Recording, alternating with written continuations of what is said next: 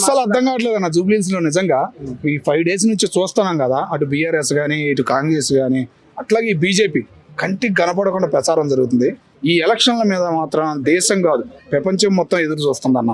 ఒక రసవసంగా జరగబోతున్న ఈ ఎలక్షన్లు చాలా ఇంట్రెస్ట్గా ఉన్నాయి. ఈ ఎలక్షన్లు అయితే ఎందుకంటే అటు ముఖ్యమంత్రి గారికి పేరు, ఓకేనా, అట్లా కాంగ్రెస్ పార్టీకి, ఇటు బీజేపీకి, అట్లాగే బీఆర్ఎస్ ఏదంటే గ్రేటర్ హైదరాబాద్ లో ఒక్క సీటు కూడా కాంగ్రెస్ పార్టీకి లేదు కాబట్టి ఇది ఒక హైలైట్. ఈ ఎలక్షన్లు అనేది బాగా హైలైట్ కాబోతున్నాయి. అందరి కళ్ళు ఈ నియోజకవర్గం మీదే ఉండదు అన్న.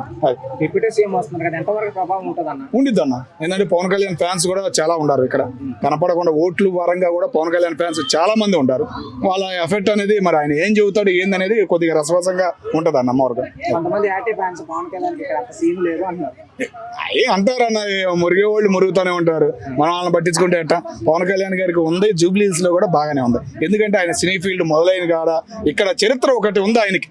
మన అప్పుడు పరిటాల రవి ఉన్నప్పుడు కానీ అప్పుడు చాలా జరిగిన ఇన్సిడెంట్లు ఈయనకి సపోర్ట్ గా చాలా మంది ఇక్కడ నియోజకవర్గంలో ఉండారన్న. అది కాంగ్రెస్ కౌంటర్ చేస్తాడా మరి పవన్ కళ్యాణ్ వస్తే? చేయొచ్చు అన్న, చేయొచ్చు. ఏదైనా కౌంటర్ గంటి డైలాగ్ ఏదైనా వదులుతాడనే ఫీలింగ్ అయితే మాకు ఉందన్న. అది ఎంట్రీ గురించి మాట్లాడతారా అన్నా?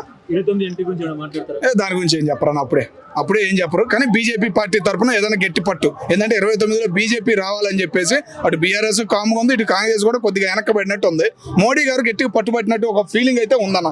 అది ఏపీలో అన్ని ప్రాబ్లమ్స్ ఉంటాయి, కరెక్ట్ అంటారు. ఏం ప్రాబ్లమ్స్ ఉంటాయి అన్న ఏపీలో? నీకు ఏం ప్రాబ్లమ్స్ ఉంటాయి? ఇన్నాళ్ళకి అరే ఏం మాట్లాడుతున్నావు అన్న. మొన్నటిదా పరదా పట్టాలు కట్టుకుని తిరిగిన మా జగన్మోహన్ రెడ్డి గారు బూట్లు లేకుండా పాదాలు బయటకు వచ్చి రైతు వ్యవసాయం అంతా తిరిగాడు. ఇంకేం కావాలి చెప్పు? అదే గొప్ప, ఓకేనా. మొన్నటి దాకా పరదాలు పట్టాలు కట్టుకుని బూట్లు దిగినోడు ఇవాళ ప్యాంటు పై కనుకుని రైతు మళ్ళీ వైఎస్ఆర్ లాగా కనపడ్డాడు. బుద్ధి మారిందంటే మరి అది ఎవరి దెబ్బ? పవన్ కళ్యాణ్ గారి దెబ్బే. ఇప్పటికీ మారలేదన్న. మారుతాడు, పవన్ కళ్యాణ్ మారుతాడనే ఫీలింగ్ అయితే కనపడింది అన్న నిన్నటి నుంచి మాకు. అది ఇంకా అంటే ఈసారి మళ్ళీ జగన్మోహన్ రెడ్డి గారు రావచ్చు. ఏమన్నా రాజకీయం ఎట్లా ఉందన్న, జనం వేసే ఓట్ల మీద ఆధారపడి లేదు, అన్ని మిషన్ల మీదే ఉంది. మొన్న ఏమన్నా రాహుల్ గాంధీ గారు నువ్వు ఓటేసావా, నీకు ఓటుగా చెప్పేది నాన్న, నీకు ఓటేసావు, నువ్వు నువ్వు ఓటేసావు, ఓటు కనపడుతుంది నీకు ఎదురుగా, నువ్వు వేసిన గుర్తు కనపడుతుంది, అది ఒక బాక్స్ లోకి వెళ్తుంది. ఆ బాక్స్ వెళ్ళి వీళ్ళు కౌంటింగ్ చేస్తున్నారని గ్యారంటీ ఏముంది? అదే అడిగాడు, సీసీ కెమెరాలు చూపియండి చివరి దాకా, బాక్స్ ఎన్ని రోజులు నిల్వ ఉంది, 15 రోజులు 16 రోజులు పెడుతున్నారు. ఈలోగా ఏదైనా మూమెంట్ మారింది అనుకో కొనేయచ్చు, ఓకేనా. చెప్పలేం కదా, అక్కడ అంతా సిట్టు కదా ఏమి లేదు కదా. అది పరిస్థితి అన్న. కేకే రివ్యూ వచ్చింది కదా, బీఆర్ఎస్ గెలుస్తుందని, మళ్ళీ పవన్ కళ్యాణ్ చేంజ్ చేస్తారని ఇక్కడ చేయాలి కదా అన్న. బీజేపీ తరఫున కేంద్రం గవర్నమెంట్ ఇస్తుంది అమౌంట్, కొద్ది ఏదైనా చేసినట్టు ఉండాలి కదా ప్రచారం అనేది. అమౌంట్ ఇస్తుందని చేస్తున్నారా? అమౌంట్ అని కాదన్న, సాయం అన్నది, ఓకేనా. మొన్నటి దాకా కేంద్రం ఏం చూసింది? దక్షిణ భారతదేశాన్ని ఏమీ చూడాల, ఏం సాయం చేయాల. ఒక 2 మంత్రి పదవులు ఇచ్చారు. ఒకప్పుడు కాంగ్రెస్ ఉన్నప్పుడు ఎంతమంది మంత్రులు ఉండేవాళ్ళు అన్న? మన కేంద్ర మంత్రులు మినిమం 15 మంది 20 మందికి తగ్గేవాళ్ళు కాదు. మన రాష్ట్రాల్లోనే, తెలుగు రాష్ట్రాల్లోనే 15 మంది 20 మందికి వచ్చేవి. ఇప్పుడు ఏడొస్తాయి? దిక్కు లేదు, దివానా లేదు. పార్లమెంట్ మూసేసి తలుపులు మూసి 2 రాష్ట్రాలను విడగొట్టారు. ఏం ప్రయోజనం లేకుండా చేశారు.